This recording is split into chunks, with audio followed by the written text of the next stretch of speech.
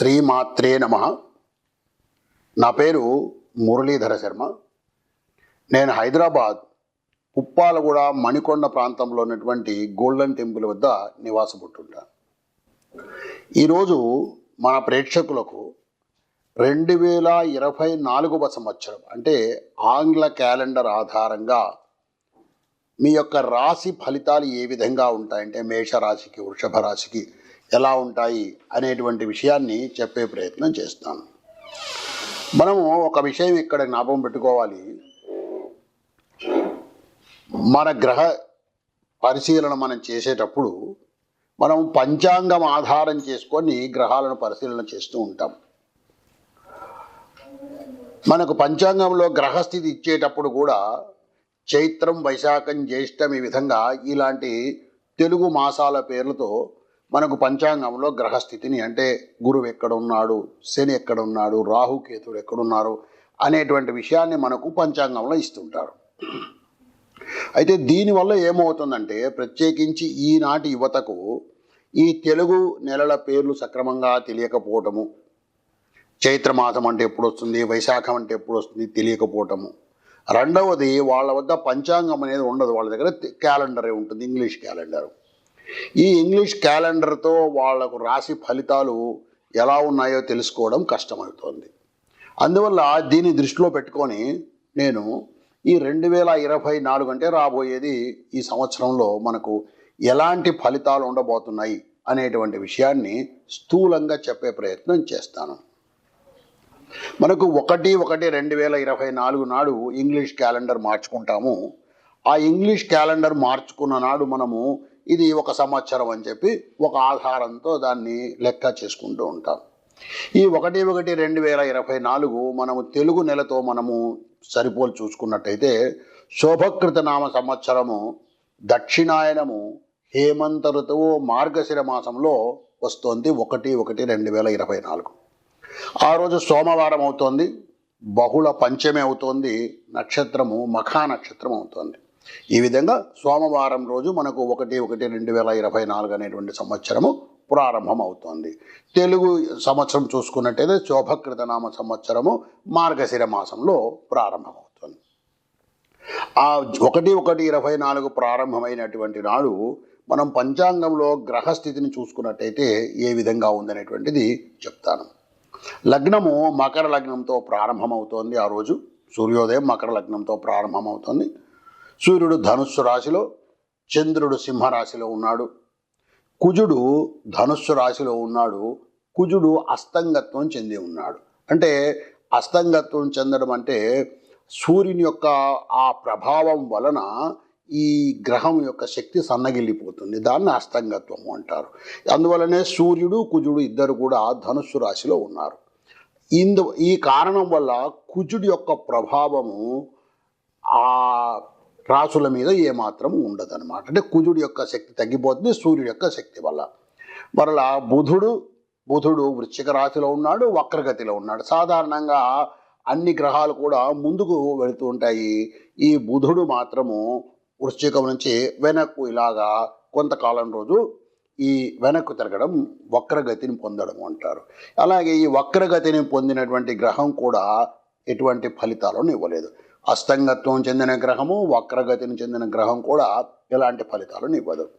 ఇక గురువు మేషరాశిలో ఉన్నాడు, శుక్రుడు వృశ్చికంలో ఉన్నాడు, శని స్వక్షేత్రంలో కుంభరాశిలో ఉన్నాడు, రాహువు మీనరాశిలో ఉన్నాడు, కేతువు కన్యా రాశిలో ఉన్నాడు. ఈ విధంగా ఉంది గ్రహస్థితి. 1/1/2024 నాడు మనము మన తెలుగు పంచాంగాన్ని కనుక మనం చూసుకున్నట్టయితే ఆనాటి గ్రహస్థితి ఈ విధంగా ఉంది సూర్యోదయ సమయంలో. మనము ఇక ఫలితాలను తెలుసుకోవడానికి ముఖ్యంగా 4 గ్రహాలను తీసుకుంటాం: గురువు, శని, రాహువు, కేతువు. మన జీవితంలో మనం ఫలితాలు తెలుసుకోవడానికి 2 ముఖ్యమైనటువంటి డాక్యుమెంట్స్ను వాడుకుంటాం. ఒకటి మన జాతకం అయితే, ఇంకొకటి పంచాంగము గోచార రీత్యా. జాతకం ద్వారా తెలుసుకునేటువంటివి దీర్ఘకాలికంలో మన జీవితంలో ఫలితాలు ఏ విధంగా ఉంటాయో తెలుసుకోవడానికి జాతకాన్ని ఉపయోగించుకుంటాము. పంచాంగాన్ని స్వల్పకాలంలో అంటే ఈ సంవత్సరంలో లేదా ఈ ఏడాదిలో ఈ వారములో ఎలాంటి ఫలితాలు ఉంటాయని తెలుసుకోవడానికి మనం పంచాంగాన్ని ఉపయోగించుకుంటాం.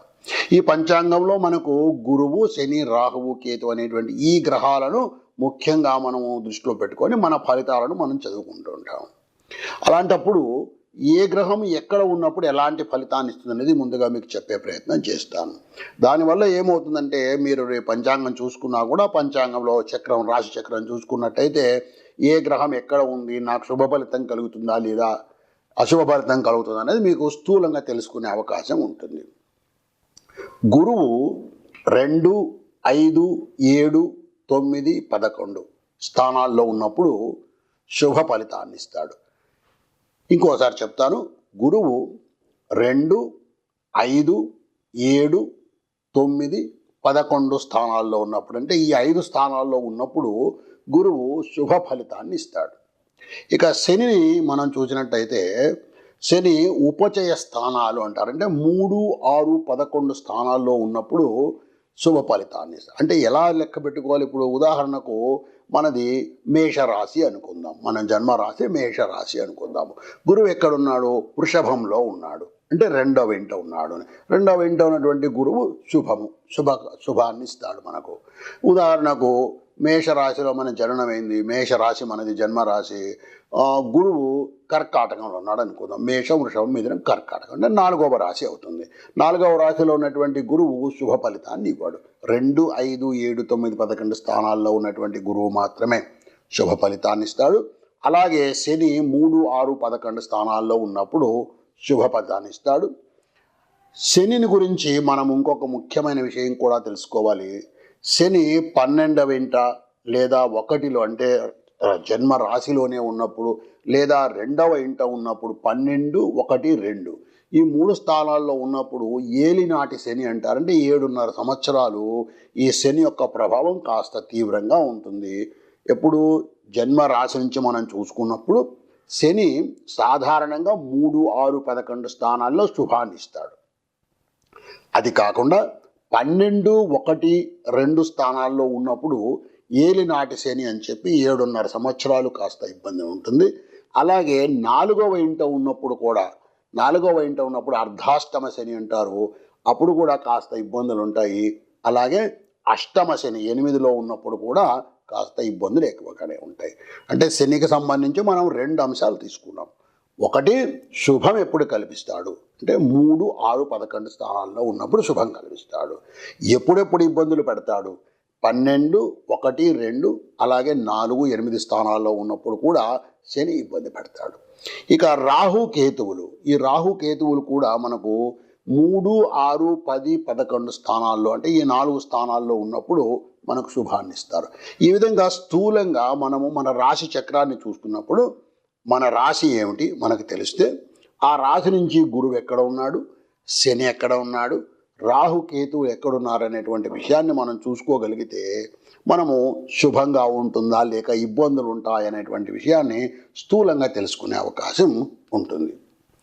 తరువాత ఈ 2024వ సంవత్సరంలో గురువుకు మాత్రమే చలనం ఉంది. అంటే 2023లో ఉన్నటువంటి స్థితి నుంచి 2024లో గురువు మాత్రమే మారుతున్నాడు. గురువు మేషరాశి నుంచి వృషభ రాశికి 1/5/2024 నాడు మారుతున్నాడు. అంటే గురువు యొక్క చలనం ఉంది. గురువు ప్రస్తుతము మేషరాశిలో ఉన్నాడు. మేషరాశి నుంచి 1/5/2024 నాడు వృషభ రాశికి వెళ్తాడు.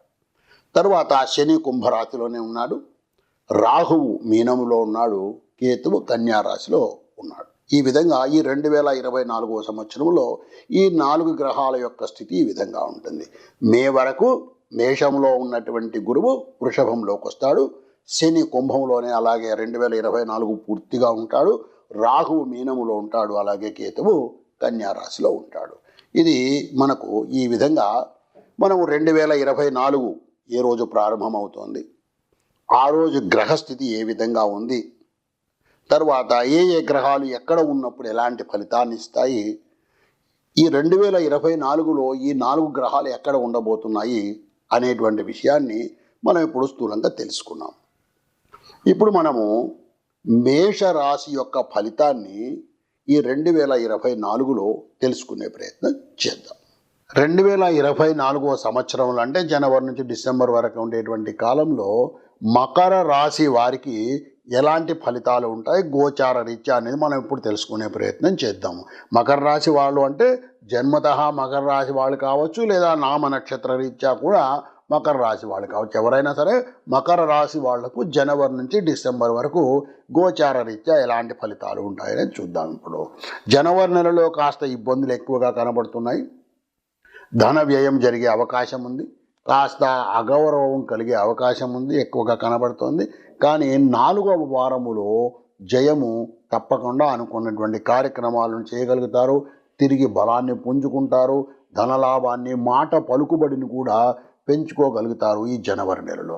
ఇక ఫిబ్రవరి నెలకు వచ్చినట్టయితే ఈ మకర రాశి వాళ్ళకి కాస్త దుష్ట సహవాసాలు పెరిగే అవకాశం, అంటే అనుకోకుండా చెడు వాళ్ళతో, అంటే ఇబ్బందులు కలిగించేటువంటి వాళ్ళతో కలవడము, వాళ్ళతో సహవాసం చేయడము, దానివల్ల చేస్తున్నటువంటి వ్యాపారంలో కానీ, ఉద్యోగంలో కానీ, లేదా వ్యవసాయంలో కూడా నష్టాన్ని పొందడము జరిగే అవకాశము ఎక్కువగా కనబడుతోంది ఈ ఫిబ్రవరి నెలలో మకర రాశి వారికి.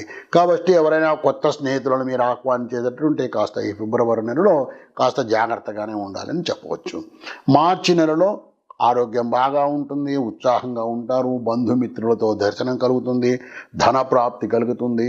ఈ విధంగా మార్చి నెల పూర్తిగా శుభంగానే ఉంది మకర రాశి వాళ్ళకని చెప్పవచ్చు. ఏప్రిల్ నెలలో కూడా శుభంగానే ఉంది.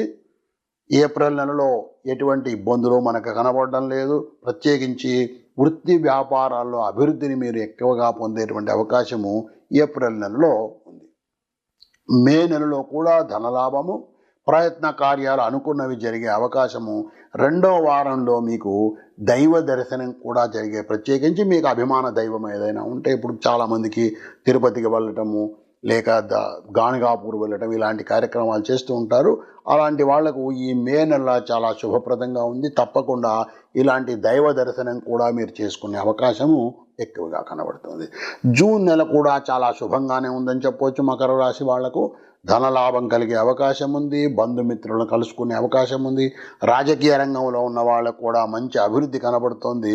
జూన్ నెలలో జయము, ఆరోగ్యము, అన్ని విధాల సౌఖ్యము, సంతోషము కనబడుతోంది మకర రాశి వాళ్ళకి ఈ జూన్ నెలలో. ఇక జూలై నెలలో మనం పరిశీలించినట్టయితే, ప్రత్యేకించి జూలై నెల 3వ వారంలో మరలా పుణ్యక్షేత్ర దర్శనము అవకాశం ఎక్కువగా కనబడుతోంది. నూతన వస్త్రాలు ధరించడము, గృహ ప్రవేశాలు, ఇలాంటి కార్యక్రమాలకు వెళ్ళటము శుభంగా జూలై నెల కనబడుతోంది. ఆగస్టు నెలలో కాస్త బంధువులతో వైరము, చిన్న చిన్న ఘర్షణలు ఇలాంటివి కనబడుతున్నాయి. ఆగస్టు మొదటి వారంలో మీరు ఎక్కువగా ప్రయాణాలు కూడా చేసే అవకాశం ఉంది. తద్వారా అనారోగ్యాన్ని కూడా పొందే అవకాశం ఉంది. కాబట్టి కాస్త జాగ్రత్తగా ఉండాలి. ఇక సెప్టెంబర్ నెలలో మనం చూసుకున్నట్టయితే, సెప్టెంబర్ నెల మరలా శుభంగానే ఉందని చెప్పొచ్చు. శుభ కార్యక్రమాలు చేయటము, దానివల్ల ధన వ్యయం జరిగినా కూడా కాస్త మనసుకు సంతోషంగా ఉండడము. ప్రత్యేకించి సెప్టెంబర్ 4వ వారములో ఆరోగ్యం బాగా ఉండడము, గురువుల యొక్క దర్శనం చేసుకోవటము, శుభ కార్యక్రమాలు చేయటము, దైవ కార్యక్రమాలు చేయటము, ఇలాంటివన్నీ కూడా ఈ సెప్టెంబర్ నెలలో జరిగే అవకాశం ఎక్కువగా కనబడుతుంది మకర రాశి వారికి. ఇక అక్టోబర్ నెలలో చూస్తే కాస్త ధన నష్టం కనబడుతోంది. మనస్సు చంచలంగా ఉండే అవకాశం ఉంది. కాస్త అశాంతి, బంధువులతో కలహము కలిగే అవకాశం, ప్రత్యేకించి అన్నదమ్ములతో కలహం ఎక్కువగా కలిగే అవకాశం కనబడుతోంది ఈ అక్టోబర్ నెలలో. నవంబర్ నెలలో ఈ రాశి వారికి మరలా శుభంగానే ఉందని చెప్పవచ్చు. శరీరంలో ఆరోగ్యం బాగుంటుంది, మనసు స్థిరంగా దృఢంగా ఉంటుంది. అనుకున్న కార్యక్రమాలు కూడా మీరు సత్వరం చేయగలుగుతారు. 3వ వారంలో కాస్త మంచి ఫలితాలను ఎక్కువగా చూడగలుగుతారు నవంబర్ 3వ వారంలో. ఇక డిసెంబర్ నెలలో చూసుకున్నట్లయితే, డిసెంబర్ నెల కూడా బాగుందనే చెప్పవచ్చు. ధనలాభము కనబడుతోంది, శరీర సౌఖ్యం కనబడుతోంది. అలాగే శుభ కార్యక్రమాలు చేసే అవకాశము మంచి ఎక్కువగా జరిగే అవకాశం కనబడుతోంది. ఈ విధంగా మకర రాశి వాళ్లకు 2024 క్యాలెండర్ ఇయర్ కనుక చూసుకున్నట్టయితే, మొత్తం మీద 60 నుంచి 70%, 75% వరకు కూడా శుభంగానే కనపడుతోంది తప్ప అశుభము, మనసుకు చాలా కష్టపెట్టేటువంటివి, ఇబ్బంది పెట్టేటువంటివి అలాంటివి ఏమీ కనపడడం లేదు.